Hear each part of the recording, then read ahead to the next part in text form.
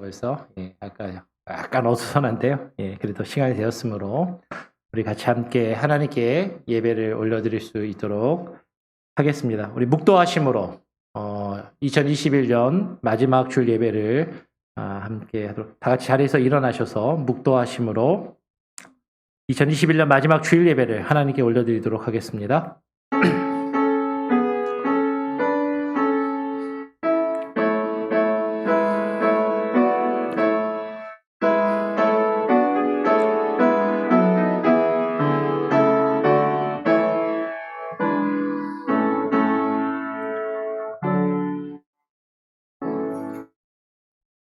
또 유대 땅 베들레헴아, 너는 유대 고을 중에 가장 작지 아니하도다. 내게서 한 다스리는 자가 나와서 내 백성 이스라엘의 목자가 되리라 하셨음이니이다.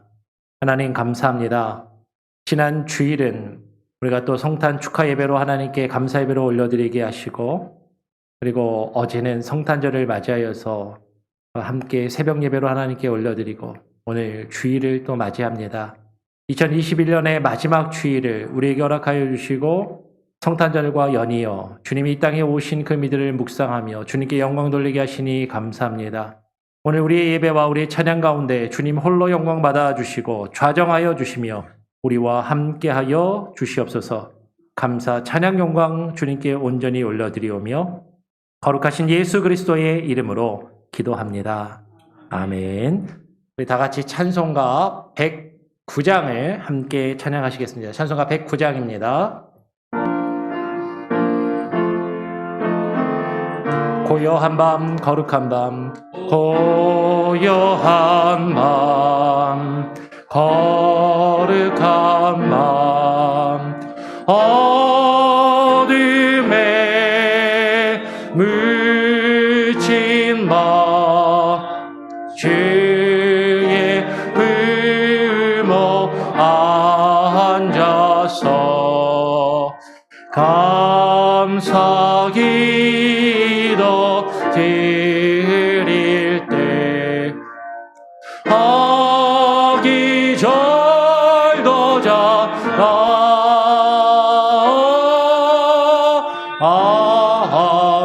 아기절도 잤나 고요한 밤 거룩한 밤 영광이 들린 밤 천군 천사 나타나 기뻐 노래 흘렀네. 왕이 나셨도다 왕이 나셨도다. 고요한 밤 거룩한 밤 고요한 밤 거룩한 밤 동방의 박사들 별을 보고 찾아와 꿇어 경배 드렸네. 왕이 나셨도다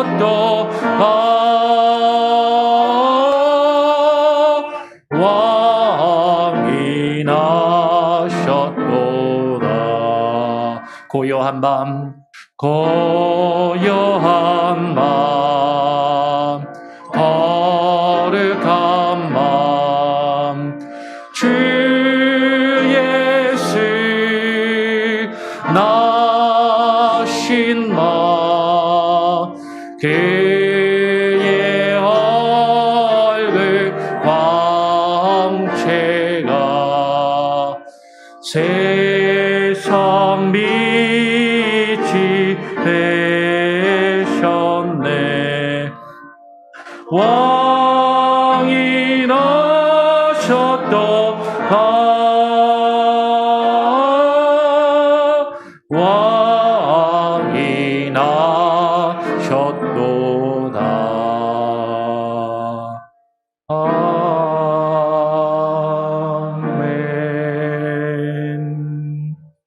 성취교독을 57번 성탄절을 함께 하도록 하겠습니다. 어제가 성탄절이었기 때문에 오늘 또 같이 이어서 할 수 있도록 하겠습니다. 여호와의 영광이 나타나고 모든 육체가 그것을 함께 보리라. 베들레헴 에브라다야, 너는 유다 족속 중에 작을지라도 이스라엘을 다스릴 자가 내게서 내게로 나올 것이라.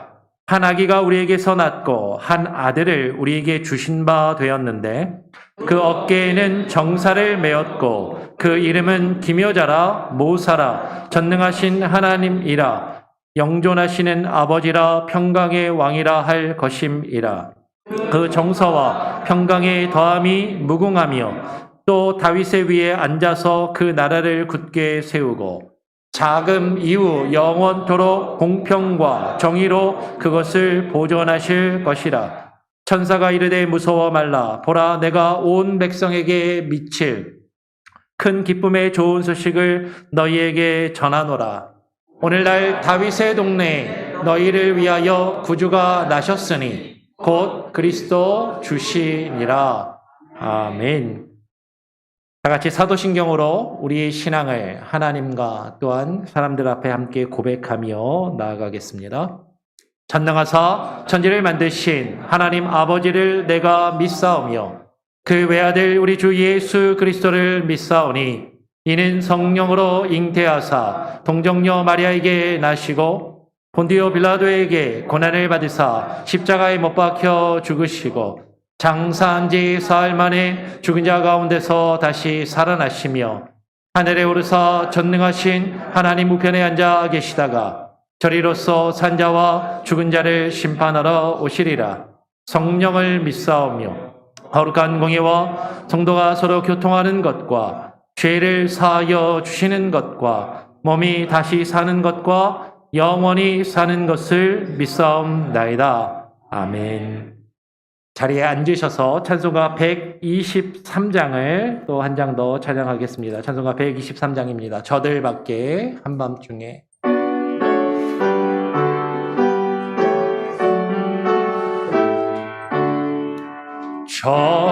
저들 밖에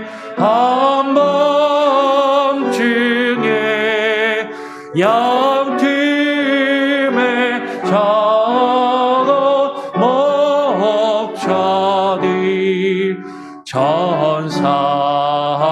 천사들이 전하여 준 주나신 소식 들었네.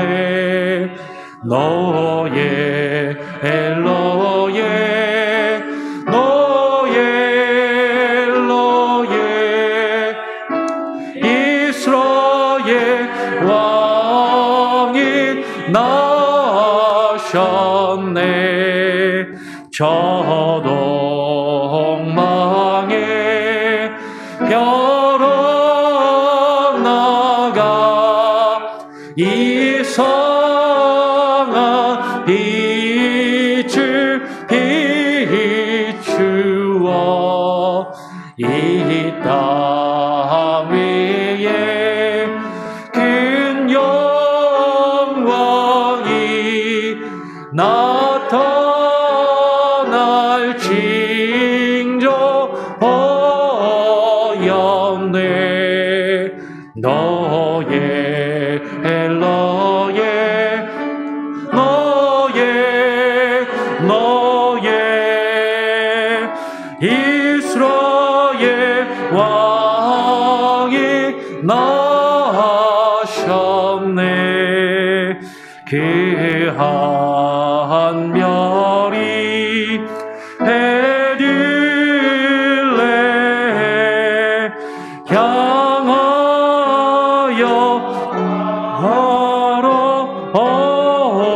걸어오더니 아기 예수 누구신 줄 이제 도저 멈췄네. 너의 엘로에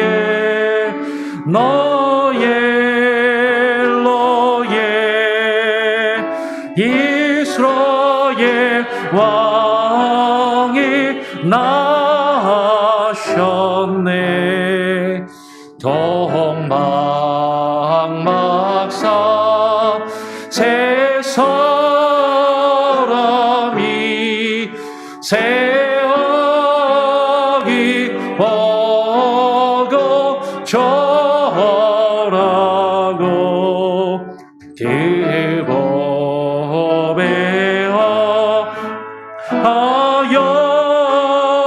하여로서 세 가지 죄물 드렸네. 너의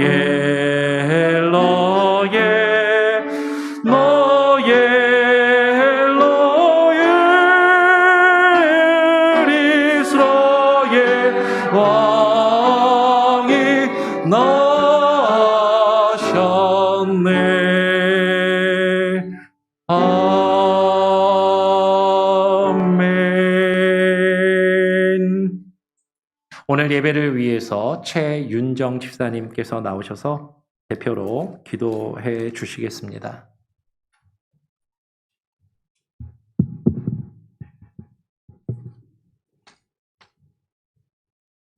기도하시겠습니다. 하나님이 우리를 사랑하시는 사랑을 우리가 알고 믿었노니 하나님은 사랑이시라. 사랑 안에 거하는 자는 하나님 안에 거하고 하나님도 그 안에 거하시느니라. 우리가 사랑함은 그가 먼저 우리를 사랑하셨습니다. 놀랍고도 귀하신 사랑의 하나님, 우리를 사랑하시어 이 땅에 독생자 예수님을 보내주시고 우리를 구원하신 놀라운 하나님의 크신 사랑에 감사하며 2021년 마지막 주일 감사 예배로 올려드립니다. 한 해를 돌아보며 다사다난했던 2021년 위드 코로나와 여러 변이 바이러스의 두려움과 어려움 가운데서도 열심히 하나님 의지하며 건강한 모습으로 서로를 격려하고 위로하며 사랑으로 함께 힘차게 살게 하신 하나님께 감사드립니다.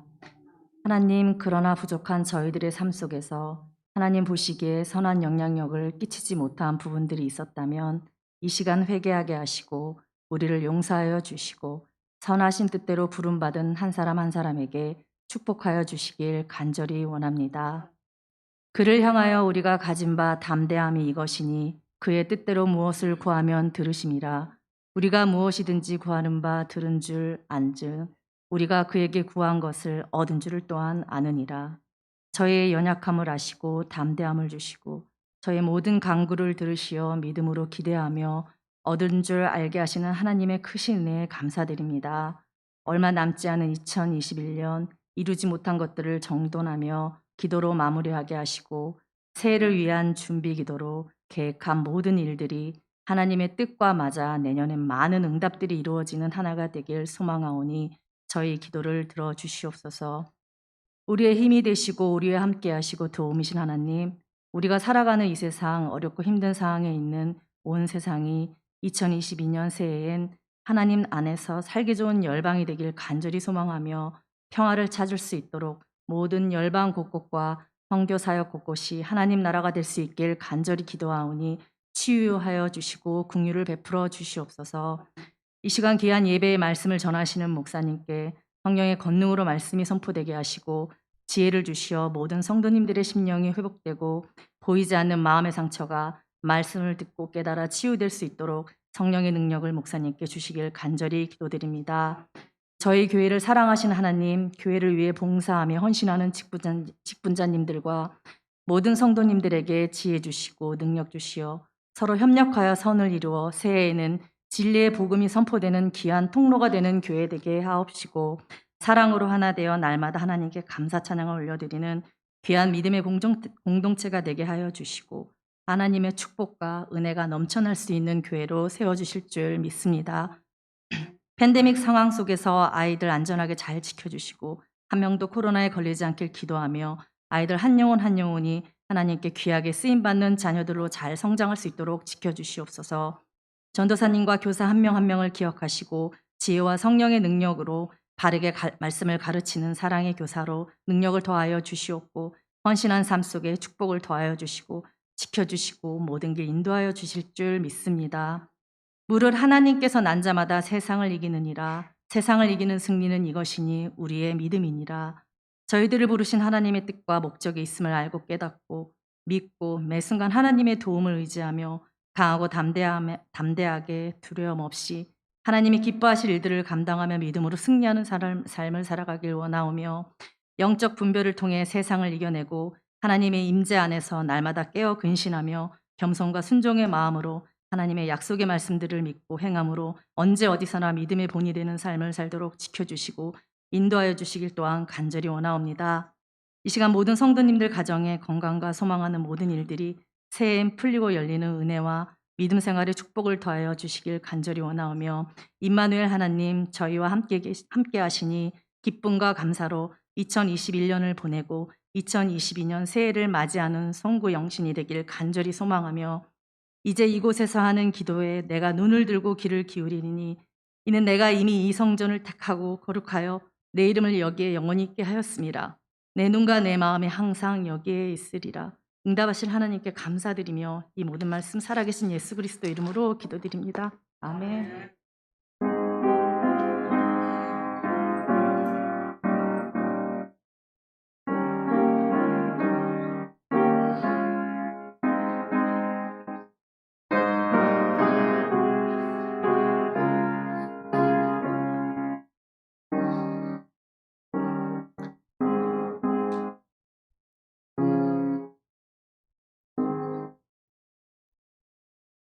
예, 오늘 우리에게 주시는 하나님의 말씀은 마태복음 2장 1절부터 12절까지의 말씀을 함께 교독으로 읽도록 하겠습니다. 마태복음 2장 1절부터 12절까지의 말씀입니다. 제가 먼저 2장 1절을 읽고 12절까지 교독으로 읽겠습니다. 헤로드 왕 때에 예수께서 유대 베들레헴에서 나심에 동방으로부터 박사들이 예루살렘에 이르러 말하되 유대인의 왕으로 나신 이가 어디 계시뇨? 우리가 동방에서 그의 별을 보고 그에게 경배하러 왔노라 하니 헤로드 왕과 온 예루살렘이 듣고 소동한지라. 왕이 모든 대제사장과 백성의 서기관들을 모아 그리스도가 어디서 나겠느냐 물으니 가로되 유대 베들레헴이오니 이는 선지자로 이렇게 기록된 바 또 유대 땅 베들레헴아 너는 유대 고을 중에 가장 작지 아니하도다. 내게서 한 다스리는 자가 나와서 내 백성 이스라엘의 목자가 되리라 하였음이니이다.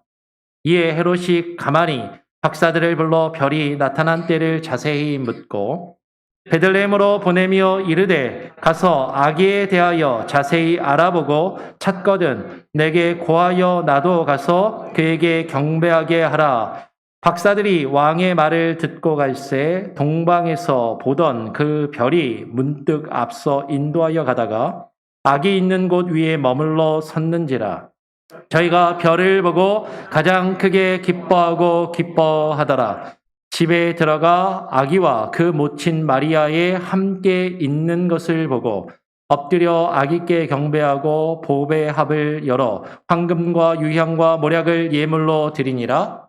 꿈에 헤롯에게로 돌아가지 말라 지시하심을 받아 다른 길로 고국에 돌아가니라.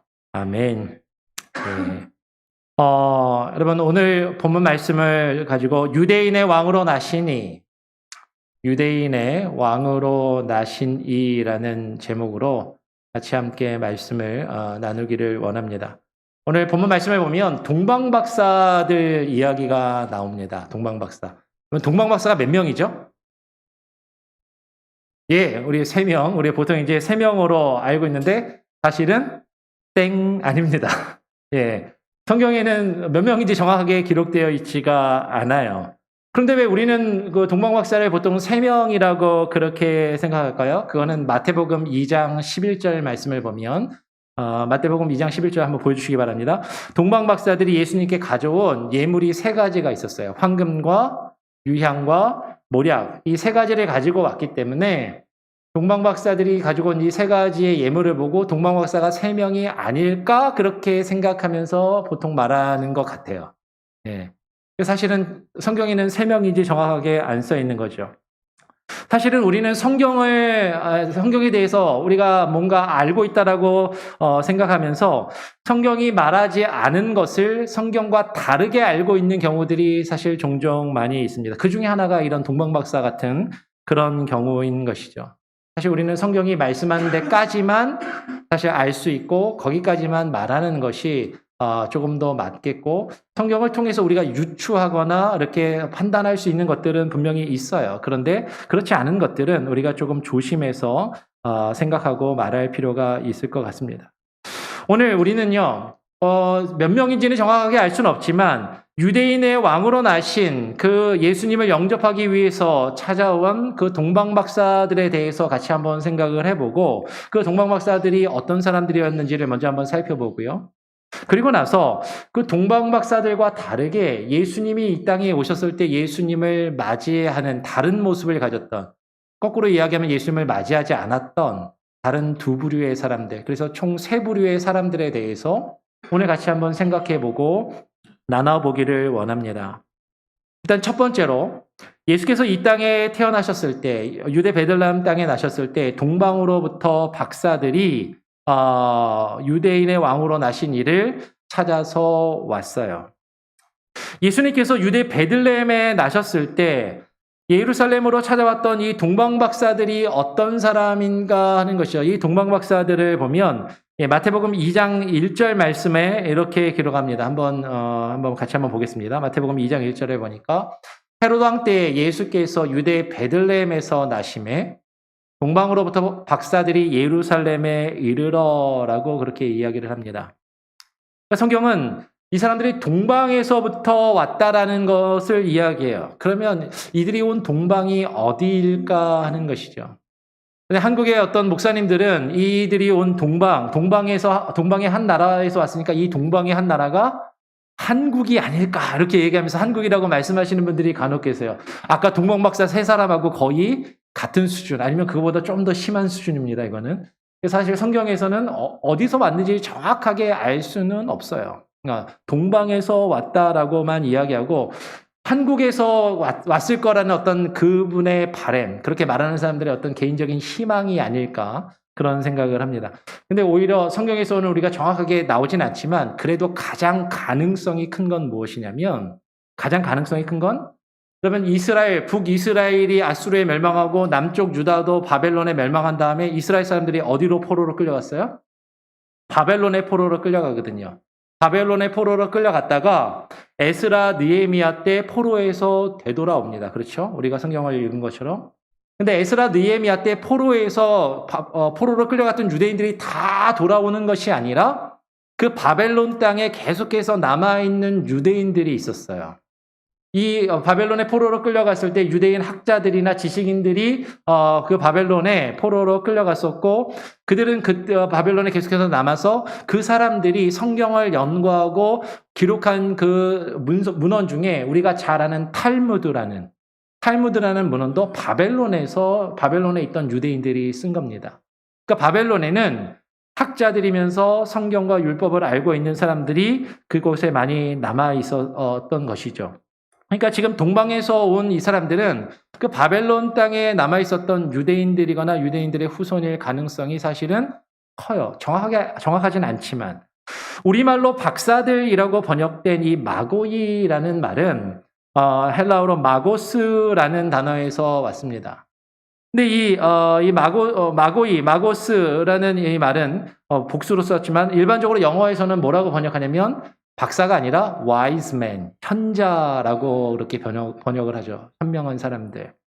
근데 이 마고이를 우리말 성경은 박사들이라고 번역을 했는데, 이 박사들이라고 번역한 이유는 이 사람들이 별을 연구하는 사람들로 보이기 때문인 것이죠. 별을 연구하는, 오늘날로 치면은 천문학 박사들이라고 생각할 수 있다라는 것이죠. 이 사람들은요, 보통 사람들이 그냥 밤하늘에 보면서 아무 생각 없이 밤하늘에 별이 이쁘네, 별이 반짝반짝하네, 그 정도만 우리는 생각하는데, 이 사람들은 별을 보고 평상시하고는 다른 어떤 별의 움직임이나 별의 모양이 나타나면 그것을 가지고 어떤 징조를 발견하고 어떤 그 일들을 예측하는 그런 일들을 고대에는 행했습니다. 그래서 이 사람들은 별의 어떤 특별한 모습을 관찰하고 발견했던 그런 학자들이었어요. 이 동방박사들은 그들이 늘 별을 보다가 어느 날 별의 어떤 신비한 모습을 보았던 것이죠. 그러면서 그 신비한 모습을 보고 이들이 그 별의 신비한 모습을 보았는데 왜 이들은 예루살렘에 와서 유대인의 왕으로 나신 이를 찾아왔을까 하는 것입니다. 그러면 이 사람들은요, 별만 연구했던 것이 아니라 아까도 말씀드렸지만 이들이 바벨론의 포로로 끌려갔던 유대인 중에 한 사람이었다면 이들은 거기서 별만 연구한 것이 아니라 하나님의 말씀과 하나님의 말씀의 예언에 대해서도 알고 있었다라는 것이죠. 자신들이 연구하는 그 별의 어떤 징조와 하나님의 그 율법의 메시아에 대한 그 예언의 말씀을 알고 그것을 연결해서 이 사람들은 생각했고 이 징조가 메시아가 태어날 징조라는 것을 알고 그것을 발견하고 그것을 믿고 예수님을 찾아서 왔다라는 것입니다. 그러니까 이 박사들은요, 바벨론의 포로로 갔던 그 유대인들 중에서도 학문과 특히 천문학에 능통하고 성경에 대해서도 잘 아는 그런 능숙한 사람들이었을 것이에요. 그들은 동방에서 그의 별을 보고 예수 그리스도가 태어나신 그 별을 보고 예수님께 경배하러 왔는데 그 별이 어떤 별을 보고 온 것일까 막 이런저런 이야기들을 많이 하죠. 일반적으로 동방목사들이 보고 온 별을 별똥별이나 유성, 하늘에서 별이 딱 떨어질 때 그 유성이나 혹은 혜성이라고 생각하는 헬레해성 같이 혜성이라고 생각하는 경우가 많습니다. 왜냐하면 고대에는 유성이 떨어지면 별똥별이 하늘에서 떨어지면 어떤 위대한 인물이 태어나거나 혹은 위대한 인물이 목숨을 잃거나 하는 그런 징조로 많이들 여겼기 때문인 것이죠. 그래서 아마 별똥별이 아닐까 그렇게 생각하는 경우들이 많고 혹은 우리 크리스마스 카드 같은 데 보면 헨리해성 같은 그런 모양으로 쫙 이렇게 그림이 그려져 있잖아요. 그럴 수도 있는데 근데 이 성경을 잘 읽어보면 동방박사들이 보고 온 이 별은 밤하늘에 순간적으로 쫙 하고 떨어지는 별똥별이나 유성이나 혹은 혜성은 아닌 것으로 그렇게 생각이 돼요. 왜냐하면 오늘 마태복음 2장 9절을 보면 이 동방박사들이 보던 그 별이 그들은 별을 보고 별을 쫓아서 갔습니다. 별이 잠깐 동안 보였던 게 아니라 계속해서 보였고 한 몇 개월 이상 그 별을 관측했고 그 별의 움직임을 따라서 왔다는 거죠. 사실은 그 이전부터 그 별의 움직임을 보고 이 메시아가 올 것을 발견하고 그들이 상당히 먼 길을 수개월에 걸쳐서 그 별을 쫓아와서 그 별이 머무는 곳에서 예수님을 발견했기 때문이에요. 마태복음 2장 9절 말씀 같이 한번 읽어볼까요? 마태복음 2장 9절입니다. 시작. 박사들이 왕의 말을 듣고 갈새 동방에서 보던 그 별이 문득 앞서 인도하여 가다가 악이 있는 곳 위에 머물러 섰는지라. 오늘 성경은 이야기합니다. 동방박사들이 그 별을 보고 예수님을 찾아서 왔고 이 별을 본 것은 동방박사들이 베들레헴에 이스라엘의 예루살렘에 도착하기 훨씬 몇 개월 전에 적어도 보았을 것이고 아마도 1년 이전에 보았을 것 같아요. 왜냐하면 그들이 준비해서 온 시간들도 있었기 때문에. 그리고 그들이 본 그 별이 문득 앞서 인도하여 가다가 아기가 있는 곳에 머물러 섰다라고 이야기를 합니다. 별똥별은요, 그냥 한번 딱 지면 찰나예요. 계속 보이지 않아요. 그러니까 별똥별은 아닌 것이고 혜성일 수도 있는데 혜성은 우리가 과학적으로 보면 혜성이 태양 주위로 왔다가 태양 멀리 떨어져 가거든요. 그러니까 우리 지구가 태양 주위를 돌 때 혜성이 멀리서 오면은 올 때 한번 보고요. 그리고 태양을 돌아서 태양 밖으로 떠나갈 때 혜성은 보통 올 때 한번 보고 혜성이 갈 때 한번 보고 2번 관측이 가능하다라고 이야기를 합니다. 혜성일 수도 있지만 사실은 이 별이 머물러 있었다라는 이 표현을 보면 이 어떤 별의 움직임이 있고 그 움직임이 딱 멈춰 있는 어떤 별자리에 멈춰 있는 것으로 보이기 때문에 혜성이 아닐 가능성이 더 큰 것이죠. 그래서 이제 카이스트 출신의 김명현 박사라는 창조과학자가 있어요. 이분은 유진 퍼스티치라는 분의 연구를 인용해서 동방박사의 그 별에 대해서 이야기를 하고 그런 이야기들을 해요. 유튜브를 보면은 김명현 박사를 치면은 나옵니다. 한번 이미 보신 분들도 있을 거고 못 보신 분들은 한번 보셔도 괜찮아요. 뭐 재미있습니다. 나름 매우 설득력 있고 타당성이 있어 보이죠.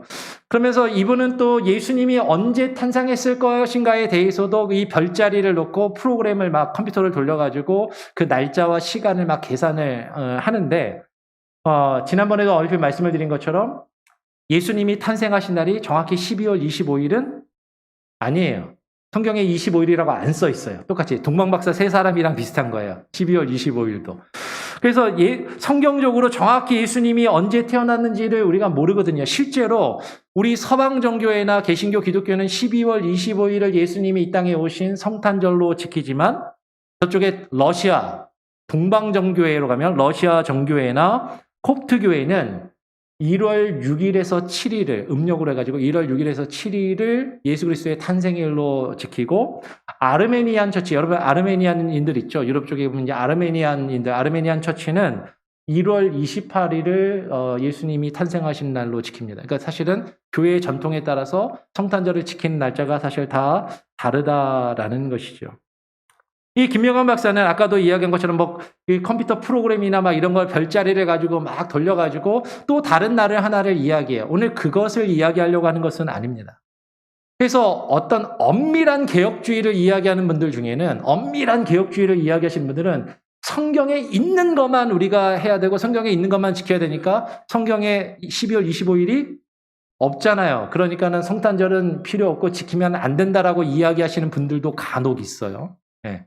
근데 사실은 우리가 그렇게까지 할 필요는 없고 우리가 성탄절을 지키는 이유는요. 지난번에도 말씀드린 것처럼 예수님이 12월 25일에 정확하게 태어나셨기 때문에 그 정확한 날짜를 기억하고 그 날짜를 지키는 것이 아니라 예수님이 이 땅에 오셨다라는 것과 예수님이 이 땅에 오신 그 의미들을 우리가 기억하고 묵상하고 그것들을 기념하기 위해서 한 날을 정해서 정확하게 언젠지는 우리가 알지 못하지만 그래도 하여튼 1년의 어느 날일 테니까 많은 교회가 전통적으로 12월 25일 이 한 날을 예수님이 오신 날을 기념하는 날로 정해서 우리가 축하하고 감사하고 지키는 것이죠. 그러니까 사실 여러분 12월 25일 날짜가 중요한 것이 아니라 예수님이 이 땅에 오셨다라는 것과 예수님이 이 땅에 오셨을 때 또 그 의미가 무엇인가 그리고 그 예수님을 우리가 어떻게 맞이하고 있는가를 우리는 더 중요하게 생각해 보아야 하는 것입니다. 그래서 오늘 이제 본론으로 돌아가서 예수님이 이 땅에 오셨을 때 예수님을 맞이했던 세 가지 부류의 사람들이 있었다라는 거예요. 예수님이 이 땅에 오셨을 때 예수님의 그 이 땅에 오심을 맞이했던 세 가지 부류의 사람들이 있었는데 오늘날도 많은 사람들이 이 세 가지 부류에 해당될 수 있겠고 저와 여러분은 어떤 부류에 해당할 것인가를 같이 한번 생각해보고 고민해보는 시간이 되었으면 좋겠습니다. 첫 번째 부류의 사람은 금방 말씀드린 동방박사들이에요. 이 동방박사들처럼 예수 그리스도가 이 땅에 왕으로 태어나셨음을 깨닫고 그것을 인정하며 그분을 자신들의 주로 맞이하여서 영접하는 사람들인 것이죠. 이게 첫 번째 사람이고 우리는 이런 사람들이 되어야 하는 것입니다. 오늘 별과 천문학을 연구했던 이 동방박사들은요. 자신들이 연구하던 그 별을 통해서 예수님이 오심을 이 땅에 오심을 깨닫고 발견하게 되었어요. 별을 관측하며 연구하던 그 자신들의 일을 통해서 자신들이 평상시에 열심히 하고 자신들이 전문적으로 하던 그 일 가운데서 예수님이 이 땅에 오심을 깨닫고 발견하고 그것을 성경의 말씀과 성경의 예언과 연결하여서 그 의미를 발견하였던 것이죠. 그러면 우리도 동방박사처럼 돼야 되니까 다 우리가 지금부터 별자리 공부를 하고 천문학을 연구해야 되느냐? 그것을 말씀드리는 것이 아니라 지금 이 동방박사들은요, 원래 하던 일이 뭐라고요? 별을 연구하던 사람이란 말이에요. 자신들이 별을 연구하던 자신들의 전문적으로 자신들이 열심히 하던 그 일을 가운데서 특별한 어떤 하나님의 뜻과 하나님의 계획을 발견하게 되는 것이죠.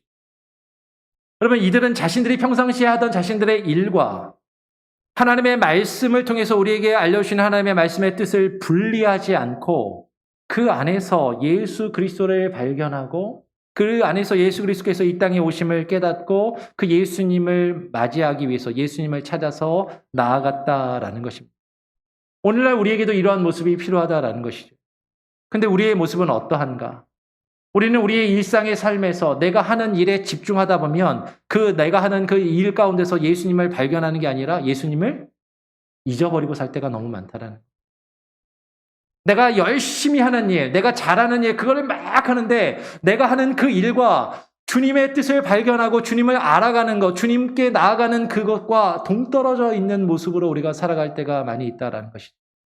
근데 이 동방박사들은 자신들이 열심히 하는 자신들의 일과 그 일을 통해서 주님을 발견하고 그 말씀 가운데 예언된 그 메시아의 예언을 자신들이 발견한 것과 연결하여서 그분을 찾아가기 위해서 나섰던 사람들이라는 것입니다.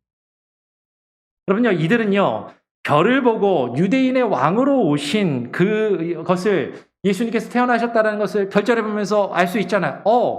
어떤 위대한 인물이 태어났나 보다. 그냥 그러고 넘어갈 수도 있어요. 근데 그 위대한 어떤 인물이 태어난 그것이 이 땅에 오시기로 예언된 메시아임을, 예수 그리스도임을 발견하고 그것과 연결을 시키는 것이죠.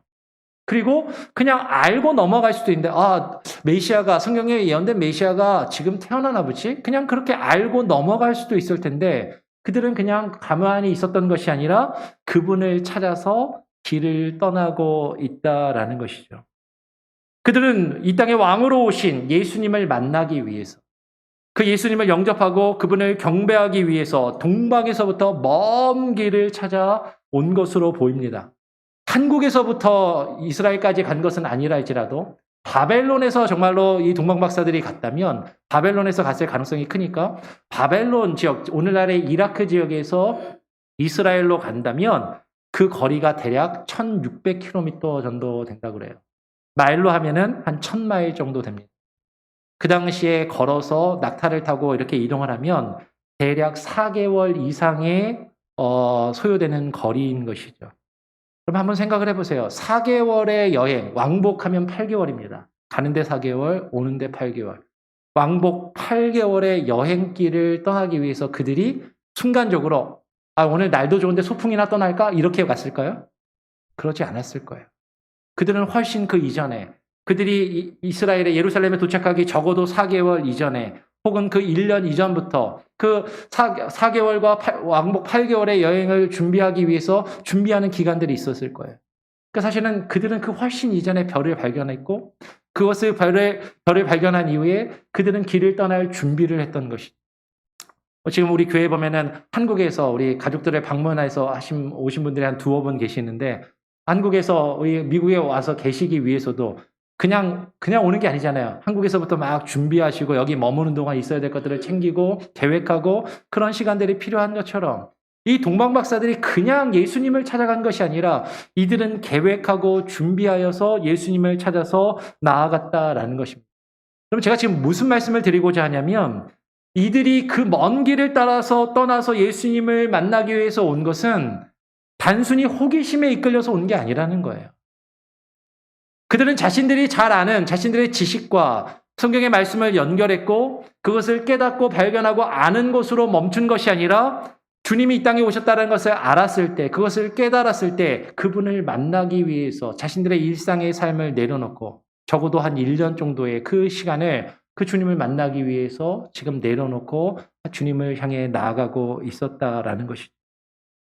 자신들의 일상을 내려놓고 이 땅에 오신 주님을 만나기 위해 그들은 준비하여서 예수님을 찾아온 것입니다. 성경은 분명히 이야기해요. 그들이 그냥 빈손으로 온 것이 아니라 예수님을 경배하기 위해서 황금과 유향과 모략을 준비하여 왔다라는 것이죠. 우린 여기서 한 가지의 교훈을 생각하게 됩니다. 우리가 예수님을 아는 것과 예수님을 믿고 그 믿음에 따라서 행하는 것이 어떻게 돼야 돼요? 하나가 되고 일치가 되어야 한다는 거죠. 우리 에베소서 4장 13절 말씀 같이 한번 읽어볼까요? 에베소서 4장 13절 말씀 한 목소리로 같이 한번 읽어보겠습니다. 시작. 우리가 다 하나님의 아들을 믿는 것과 아는 일에 하나가 되어 온전한 사람을 이루어 그리스도의 장성한 분량이 충만한 데까지 이르리니 라고 말하고 있어요. 이전에 새벽 예배와 또 주일 설교를 통해서 이 에베소서 4장 13절의 말씀은 그때 강조점은 뭐였냐면 단순히 우리가 믿는 것과 아는 것에 하나가 된다. 내 안에서만 하나가 되는 것이 아니라 우리가 서로 다, 우리 공동체가 다 하나가 돼요. 우리가 다 하나가 되어 온전한 사람을 이룰 것을 이 말씀이 이야기하고 있고 이것은 교회적으로 공동체적으로 이해해야 된다라고 분명히 말씀을 드렸습니다. 우리가 하나가 되어서 우리가 다 같이 연합하고 한 몸을 이루고 그리스도의 몸된 교회를 이루어서 함께 그리스도의 장성한 분량에 이르러야 함을 분명히 말씀을 드렸습니다. 그런데 어떻게 교회가 우리가 하나가 될 것인가? 우리가 어떻게 그리스도의 장성한 분량으로 나아가기 위해서 하나가 되고 한 몸을 온전한 사람을 이루어 그리스도의 장성한 분량에 충만한 데까지 이를 것인가? 그것 가운데 우리에게 요구되는 모습이 가장 기본적인 게 뭡니까? 믿는 것과 아는 것이 하나가 되어야 한다는. 근데 우리는 그렇지 못할 때가 있어요. 우리가 아는 것과 믿는 것이 하나가 되지 않을 때. 알기는 알아요. 성경 지식도 배워서 알고 말씀도 들어서 아는데 그것을 아는 것과 믿는 것이 다를 때가 있다는 거예요. 그러면 우리는 아는 것을 믿는 것이라고 생각하기가 쉽지만 성경은 우리에게 말씀합니다. 아는 것이 믿는 것이 아니라 그 아는 대로 순종하며 따르고 행하는 것이 믿음임을 우리에게 말씀하고 있다라는 것이죠. 우리는 하나님의 아들이신 예수 그리스도, 그분이 이 땅에 왕으로 오셨음을 알고 그것을 깨닫고 그것을 인정한다면 우리의 아는 것과 우리의 믿음이 하나가 되어서 그분을 찾아가고 그분 앞에 나아가서 그분 앞에 무릎 꿇고 그분 앞에 엎드리며 그분이 나의 주인 되시고 왕 되심을 인정하는 모습이 있어야 한다라는 것이. 첫 번째 사람들은 이런 동방박사였습니다. 먼 길을 떠나서 자신들이 발견하고 자신들이 깨달은 그 주님을 찾아서 준비하고 정성껏 준비된 모습으로 그분을 찾아 나가며 그분 앞에 엎드리는 자들. 그분의 왕되심을 인정하는 자들. 이게 첫 번째 부류의 사람인 것이죠. 두 번째 부류의 사람은 오늘 성경에서 발견할 수 있는 누구예요? 헤롯입니다. 헤롯. 헤롯 왕과 같이 예수님의 오심에 대해서 전혀 무관심하고 예수님이 이 땅에 왕으로 오셨음을 인정하지 않으면서 그분을 찾아가지도 않고 그분을 거부하는 사람이 있는 것이고 이게 두 번째 부류의 사람이에요. 이 헤롯 왕은요. 동방박사들이 찾아올 때까지 헤롯 왕은 메시아가 그리스도가 탄생할 것이라거나 탄생했다거나 그런 생각이나 그런 관심이 전혀 없었던 사람이에요. 그런데 어느 날 갑자기 동방에서 예루살렘에 자기 왕궁에 박사들이 찾아와서 자신들이 유대인의 왕으로 나신 이를 경배하기 위해서 왔다라고 이야기를 합니다. 했더니 오늘 3절 말씀에 헤롯 왕과 온 예루살렘이 듣고 소동한지라라고 이야기를 해요. 즉 헤롯 왕은요. 그리고 온 예루살렘의 많은 사람들은 예수님이 지금 태어나셨다라는 것을 전혀 모르고 있어요. 전혀 관심이 없는 겁니다. 그러면 지금 예루살렘하고 예수님이 태어나신 베들레헴은 그렇게 먼 거리가 아니에요. 아까 동방박사들이 먼 곳에서 온 것과 비교했을 때 예루살렘에서 베들레헴까지의 거리는 대략 9km 정도가 됩니다. 9km. 마일로 하면은 5.6마일 정도가 되는 거죠. 저희 교회에서 저희 집 사택까지의 거리가 도로를 따라서 구글로 이렇게 검색을 해보면 8.2마일이더라고요. 8.2마일. 예루살렘에서 베들레헴까지가 얼마라고요? 5.6마일. 우리 교회에서 저희 집보다도 더 가까운 바로 옆 동네인 거죠. 차로 저희 집에서 교회까지 빨리 오면 15분, 한 20분이 안 걸리는 것 같아요. 길이 막히면 좀 더 걸릴 수도 있지만 그 당시에는 교통이 나쁘고 걸어서 가야 되니까 좀 더 시간은 걸릴 수 있을지 몰라도 그렇게 먼 곳이 아니라는 것이죠. 가까운 곳이었어요. 바로 옆이었는데 헤롯 왕은 지금 바로 옆에서 예수님이 태어나셨는데 바로 옆에 메시아가 그리스도가 오셨지만 그것을 전혀 알지 못하고 거기에 관심도 없었다라는 것이죠. 어쩌면 우리의 모습이 그럴 수도 있다는 것입니다. 예수님께서 이 땅에 오셨는데 예수님께서 정말 우리 곁에 오셨는데 예수님이 정말로 우리 옆에 오셨는데 우리는 그것을 깨닫지 못하고 예수님이 이 땅에 오셨음을 발견하지 못하고 살아가고 있지는 아니한가. 오늘날 그런 사람들이 너무나도 많이 있다라는 것이죠. 헤롯 왕은 동방박사들과 달리 이 땅의 왕으로 오신 예수님을 만나러 가서 그분에게 경배할 마음이 전혀 없었던 사람인 것이죠. 동방박사들이 와서 유대인의 왕으로 나신 이를 찾았을 때 그때서야 헤롯은 모든 대제사장과 서기관들을 모아서 그리스도가 어디서 태어나겠느냐라고 그것을 묻습니다. 헤롯이 그리스도가 어디에서 나겠느냐라고 이제 물으니까 여러분, 그럼 헤롯이 지금 예수님을 찾아가서 경배하기 위해서 물은 건가? 그것은 아니라는 거죠. 어떻게 알 수 있어요? 우리가 성경에서 보니까 가만히 박사들을 불러서 별이 나타난 때를 자세히 묻고 별이 나타난 때가 지금 박사들이 여기까지 올 때까지 적어도 4개월 이상, 한 1년 가까이 전에 별이 나타났을 거니까 그 별이 나타난 시기를 보고 박사들이 한 1년 전쯤에 이 별을 보고 여기로 왔으니까 그러면은 그 아이가 1년 전에 태어났을 수도 있고 1년 전에 잉태됐을 수도 있고 여러 가지 가능성을 고려해가지고 헤롯이 머리를 씁니다. 어떻게 해요? 2살 아래 아이들은 다 죽이는 거예요. 네. 동방 박사들이 별을 적어도 한 1년 전쯤에 보고 왔을 테니까 그 1년 전에 아이가 태어났을 수도 있고 그때 잉태됐을 수도 있고 그러니까 그걸 감안을 해가지고 이제 한 2년 2살 아래 아이들을 다 죽이는 거예요. 헤롯은 예수님을 찾아가서 경배할 마음이 없고 그저 죽이고자 했다라는 것이죠. 그래서 오늘 8절에 보니까 헤롯이 이렇게 이야기를 합니다. 8절 말씀 한번 보여주시겠습니까? 베들레헴으로 박사들을 보내며 이르되 가서 아기에 대하여 자세히 알아보고 찾거든 내게 구하여 나도 가서 그에게 경배하게 하라라고 말합니다. 근데 이 말은 진짜가 아니라 거짓말인 거예요. 오늘날 그런 사람들이 있어요. 예수님이 오신 거에 대해서 관심이 없어요. 무감각해요. 근데 예수님에 대해서 복음을 전하면 언젠가 가서 경배해야죠. 기회가 되면 저도 한번 가겠습니다. 그런데 정말로 예수님을 찾아서 나아가지는 않아요. 그런 사람들이 있다라는 것이죠.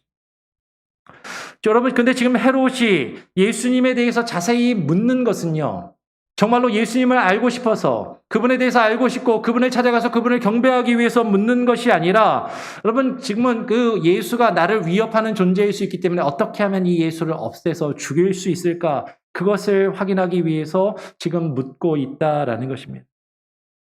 그러면 헤롯이 예수님을 그렇게 죽이고자 원했다면 헤롯은 왜 이 땅의 왕으로 오신 예수님을 지금 동방박사들이 찾으러 베들레헴에 갈 때 같이 가서 예수님을 발견해서 그때 찾아서 죽이려 하지 않았을까 한 것이에요. 그러면 헤롯은요, 여러분 지금 왜 예수님을 죽이려 했을까? 근데 왜 예수님을 찾으러 직접 나가지 않았을까? 우리는 이것을 한번 생각해 보아야 하는 것이죠. 그러면 헤롯이 왜 예수님을 죽이려 했습니까? 헤롯의 입장에서는 자기가 유대의 왕이잖아요. 내가 왕인데 나 말고 다른 왕이 태어났다고? 내가 지금 이 나라의 왕인데 내 대신에 다른 왕이 태어났다라고 그것을 인정할 수가 없는 것이죠. 나의 왕의 자리를 누군가에게 빼앗길까 봐. 사실 그것이 싫고 그것을 두려워하고 있는 것입니다. 지금 그 헤롯이 그러면 예수님을 지금 동방박사들과 함께 예수님을 찾아가서 왜 죽이지 않는가? 여러분 헤롯은요 예수님께 나아가지 않는 것은 박사들이 와서 그 얘기를 하지만 사실 그 말을 전적으로 믿지 않는 거예요. 예수라는 왕이 메시아가 정말로 태어났으면 나를 위협할 수도 있을 텐데 근데 내가 직접 찾아가서 그거를 확인할 만큼 그런 마음도 열심도 없는 것이죠. 근데 그가 왕으로 온 것은 싫은 거예요.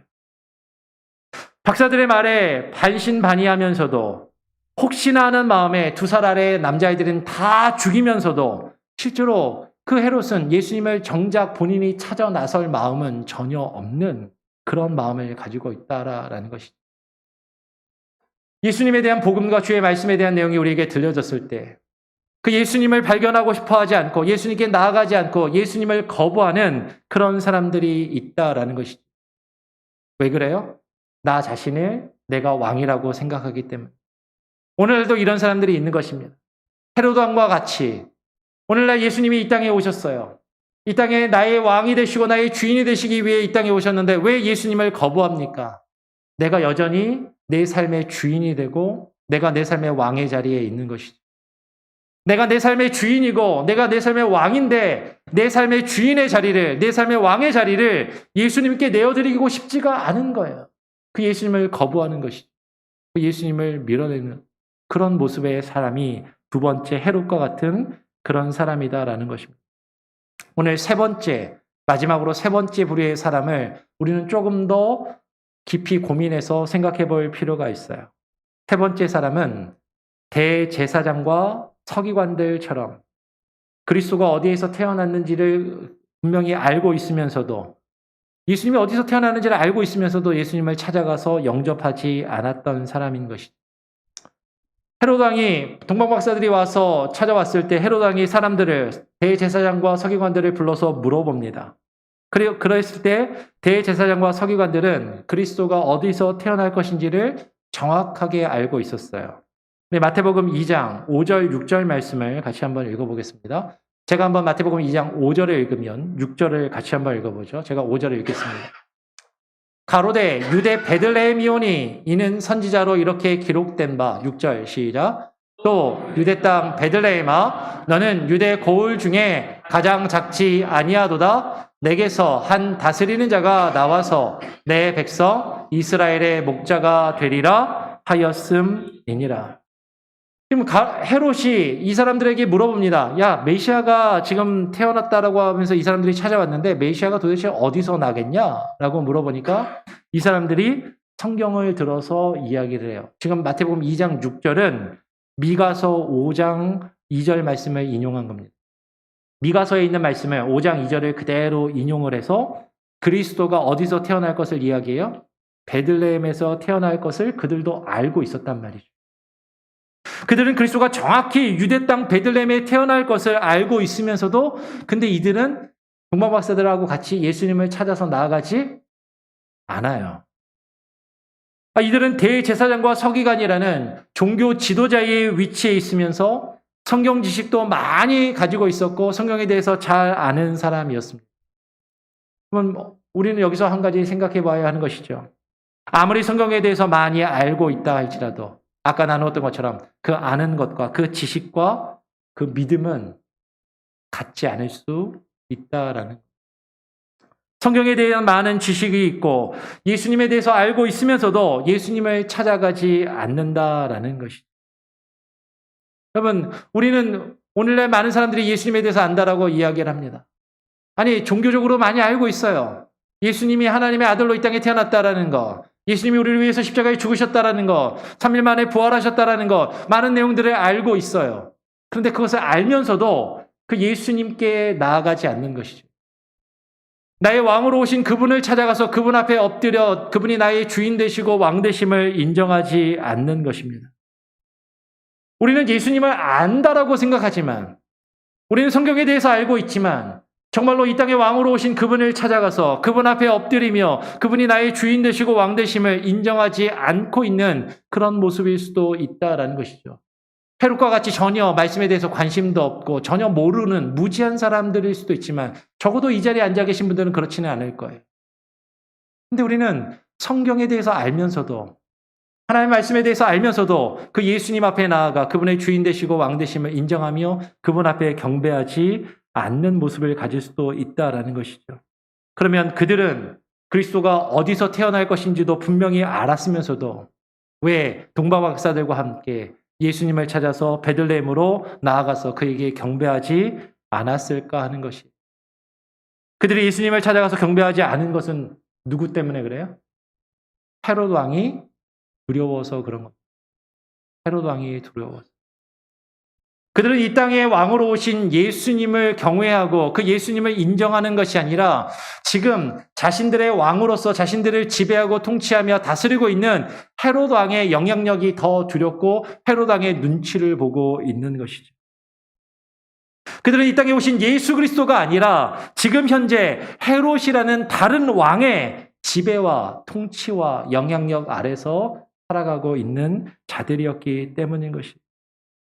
그들은 예수님이 왕 되심을 인정하지 않고 다른 왕의 지배를 받는 것이죠. 다른 누군가의 영향력을 받으며 살아가고 있는 것입니다. 오늘날 우리에게 적용한다면요. 여러분, 헤롯이라는 어떤 왕, 한 사람이 아니라 오늘 예수 그리스도가 나의 주인 되시고 왕 되심을 깨닫고 인정하며 그분의 왕 되심 앞에 무릎 꿇는 것이 아니라 어쩌면 지금 내 삶을 지배하고 있고 내 삶을 다스리고 있고 내 삶에 더 큰 영향력을 끼치고 있는 다른 무언가에 의해서 그것 때문에 내가 예수님께 나아가지 못하고 그것 때문에 내가 주님 앞에 나아가 무릎 꿇지 못하고 그분이 나의 주인 되심을 인정하지 못하는 삶을 살아가고 있다면 우리는 지금 다른 왕을 섬기고 있는 거예요. 우리는 다른 왕의 지배 아래에 있는 것입니다. 그것은 사람들마다 다를 수 있죠. 그것은 돈이 될 수도 있고 그것은 권력이 될 수도 있고 그것은 명예가 될 수도 있고 그것은 우리의 지식이 될 수도 있고 때로는 우리가 열심히 일하는 나의 일이 될 수도 있는 것입니다. 지금 나에게 더 중요한 게 있는 거죠. 내 삶에 더 큰 영향을 끼치는 것. 예수 그리스도보다 하나님보다도 그분의 뜻보다도 지금 내 삶을 지배하며 지금 내가 이것을 버리고 예수님께 나아가면 내가 지금 손해를 볼 수도 있는 내 목숨을 잃을 수도 있는 지금 내가 불이익을 당할 수도 있는데 내가 이것을 포기하고 주님 앞에 나아갈 수 없는 그렇게 만드는 그 무엇이 있다면 어쩌면 우리는 대제사장들과 서기관과 같은 모습일 수 있다라는 것이죠. 여러분 예수 그리스도께서 이 땅에 왕으로 오셨습니다. 여러분 그걸 믿으십니까? 예수님이 이 땅에 왕으로 오셨단 말이에요. 이 땅에 왕으로 오신 그 예수님을 우리가 어떻게 맞이하고 있는가 하는 것이죠. 그분이 이 땅에 왕으로 오셨음을 우리가 알고 그것을 깨달았을 때 우리가 준비된 마음으로 준비된 모습으로 그분을 찾아가 그분 앞에 엎드려 경배하는 동방박사의 모습인가? 아니면 주님이 이 땅에 오시건 말건 전혀 관심 없는 이 세상의 사람들과 똑같이 살아가고 있는 헤롯 왕과 같이. 아니면 우리는 성경에 대해서 알고는 있지만 지식적으로는 알고는 있지만 다른 무엇인가의 지배를 받고 다른 무엇인가의 영향력 아래 살아가면서 그 주님 앞에 나아가 주님의 왕되심을 인정하지 않고 있는 대제사장과 서기관과 같은 모습으로 살아가고 있는가 하는 여러분 저는 여러분들이 첫 번째 동방박사와 같이 주님이 이 땅에 오심을 깨닫고 발견하고 그것을 인정하며 그 주님 앞에 나아가 무릎 꿇고 그 주님을 왕되심을 그 주님의 주인 되심을 인정하며 고백하실 수 있는 그분 앞에 엎드려 주님을 경배하실 수 있는 분들이 다 되시기를 축원합니다. 정말로 우리가 이 땅에 오신 그 예수님을 동방박사와 같이 맞이하며 그분의 이 땅에 오신 의미들을 되새기며 나의 주인 되시고 왕 되신 그분 앞에 엎드려 그분을 경배하고 그분을 영접하며 그분께 우리의 준비된 것들을 드릴 수 있는 그러한 모습으로 이 성탄의 의미를 되새기시고 이 시기를 또 넘기시고 새해를 또 맞이하시기를 간절히 소원하고 축원합니다. 아멘. 기도하겠습니다. 하나님 아버지 감사합니다. 오늘 이 시간 우리를 불러주시고 우리가 하나님 앞에 나와 예배하며 주님을 또 찬양하고 주의 말씀을 나누었습니다. 이 땅에 왕으로 오신 예수 그리스도 우리는 이 땅에 왕으로 오신 예수 그리스도를 어떠한 모습으로 맞이하고 있는지 오늘 마태복음 2장에 나타나는 세 가지 부류의 사람들의 모습을 통해서 우리 자신의 모습을 하나님 되돌아보기를 원합니다. 헤롯 왕과 같이 전혀 이 땅에 오신 예수님에 대한 관심도 없이 살아가는 세상 사람과 같이 살아가고 있는지 하나님의 말씀을 알고 그것을 지식적으로는 알고 있지만 그러나 우리의 아는 것과 믿음이 하나 되지 못하고 주님 앞에 나아가 주님의 나의 주인 되시고 왕 되심을 인정하지 못하는 자의 모습으로 살아가고 있지는 아니한지 우리 자신의 모습을 하나님 되돌아보게 하시고 동방박사들과 같이 정말로 주님이 이 땅에 오셨음을 알았을 때 그것을 깨닫고 발견했을 때 우리의 일상과 우리의 삶을 주님 앞에 내려놓고 정말로 주님을 찾아가 주님 앞에 나의 주인 되시고 왕 되시는 그분을 향하여 경배하며 주님께 우리의 삶을 드릴 수 있는 귀하고 복된 그 은혜가 오늘 예배 가운데 있는 온 성도들과 그들의 가정과 자녀들과 모든 삶 가운데 있게 하여 주시옵소서. 이 성탄의 계절을 의미 없이 뜻없이 보내지 않게 하시고 이 땅의 주인으로 이 땅의 왕으로 오신 주님을 기뻐 맞이하는 참된 하나님 영접의 모습 주님을 온전히 인정하며 무릎 꿇는 모습이 우리에게 있게 하여 주시옵소서. 감사하며 예수 그리스도의 이름으로 기도합니다. 아멘. 우리 그가 오신 이유라는 이 찬양 한번 부르면서 준비하신 헌금을 하나님께 또 올려드리는 시간을 갖도록 하겠습니다.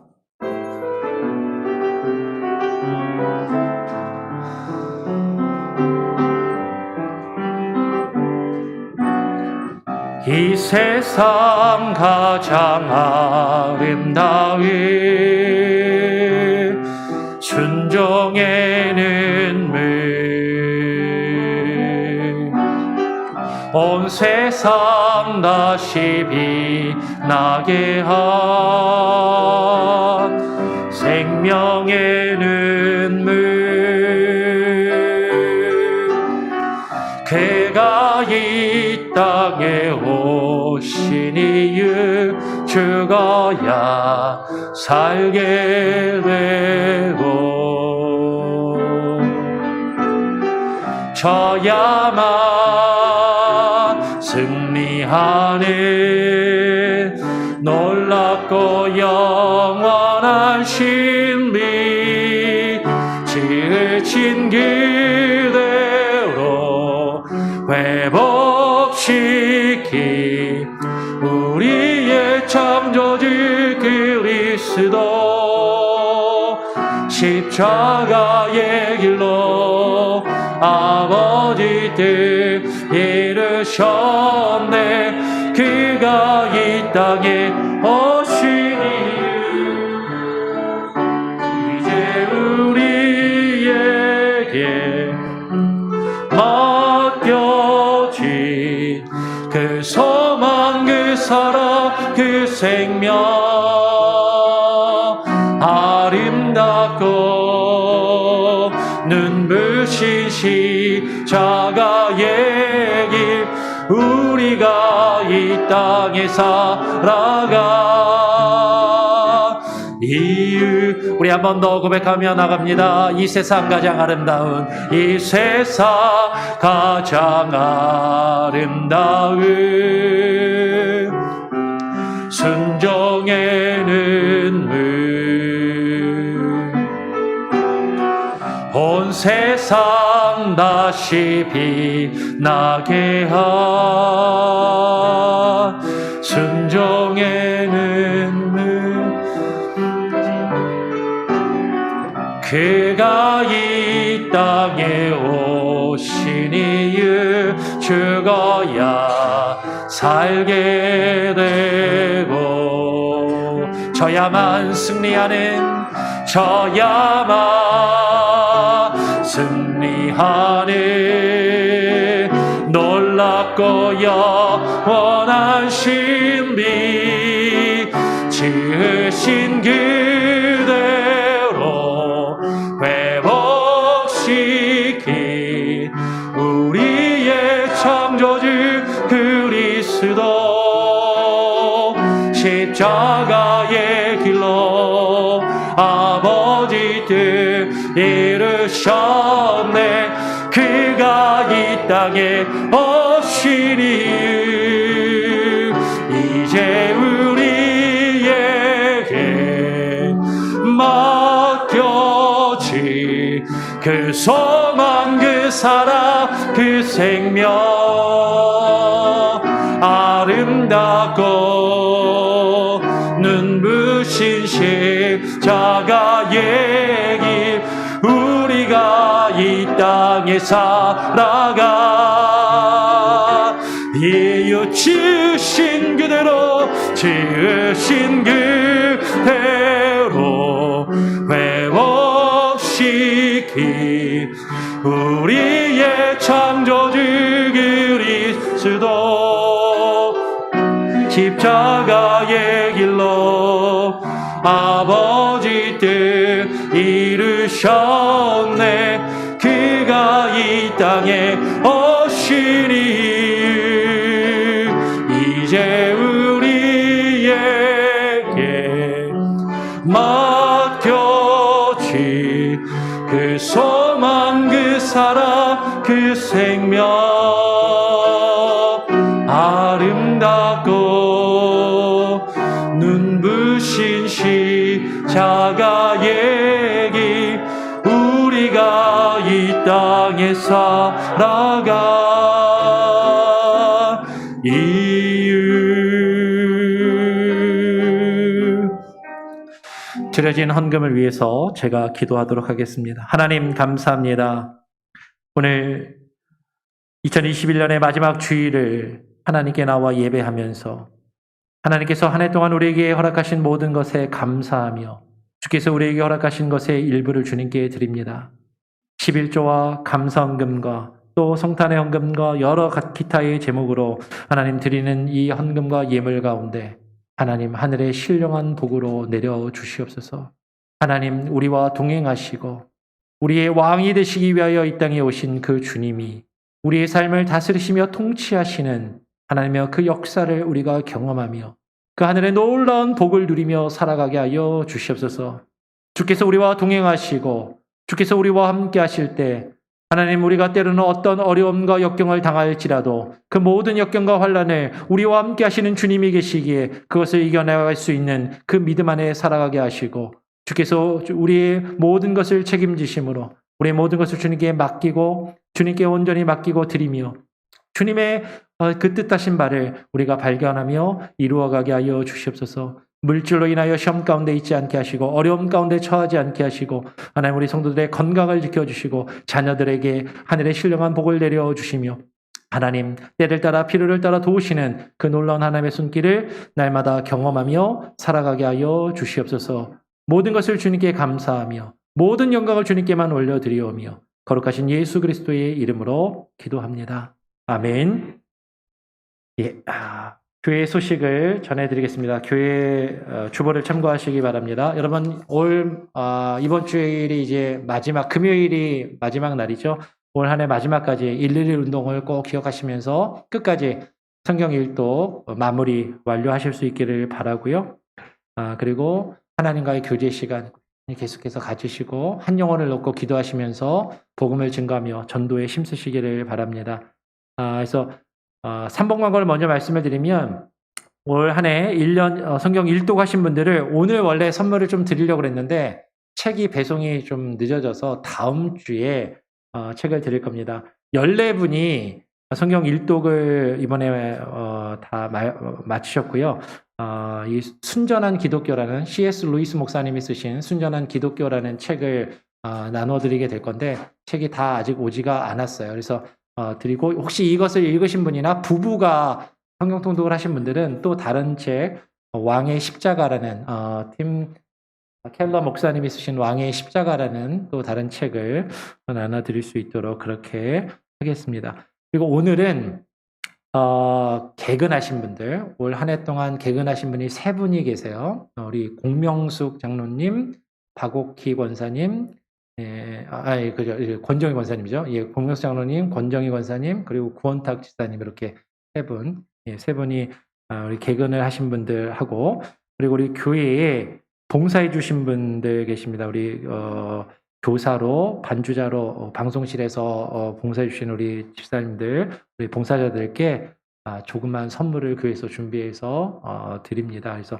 예배가 끝나면 우리 김창수 장로님이 이렇게 나눠 드릴 거예요. 그러니까는 가시지 마시고 꼭 그 선물을 받아서 가시면 좋겠습니다. 그렇게 해주시고요.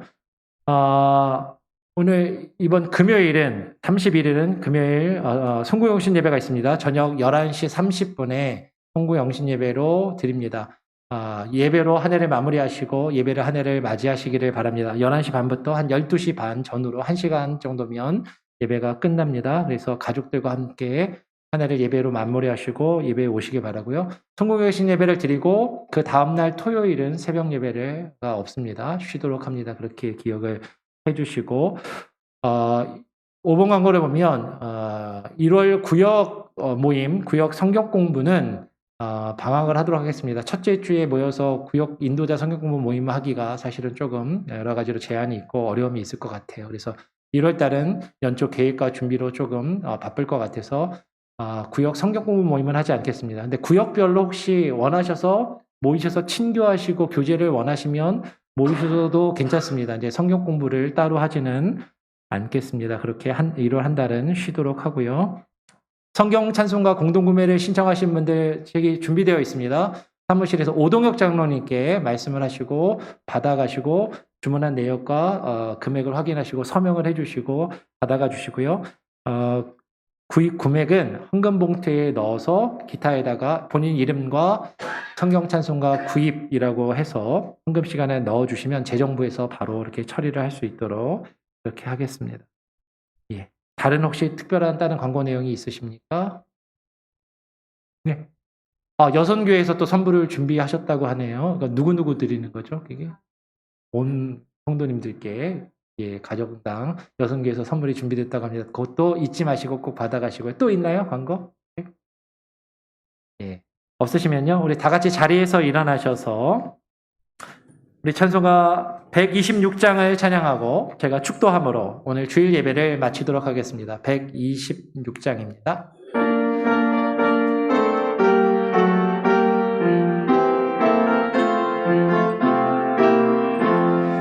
천사 찬송하기를 거룩하신 그 주께 영광 돌려보내세 그 주 오늘 나셨네. 크고 작은 나라들 기뻐하라 하여라. 영광 받을 왕의 왕 베들레헴에 나신 주 영광 받을 왕의 왕 베들레헴에 나신 주 오늘 나신 예수는 하늘에서 내려와 전혀 몸에 나셔서 사람 몸을 입었네. 세상 모든 사람들 영원하신 주님께 영광 돌려보내며 높이 찬양하여라. 영광 돌려보내며 높이 찬양하여라. 의로우신 예수는 평화의 왕이시고 세상 빛이 되시며 우리 생명 되시네. 죄인들을 불러서 거듭나게 하시고 영생하게 하시니 왕께 겨냥하여라. 영생하게 하시니 왕께 찬양하여라.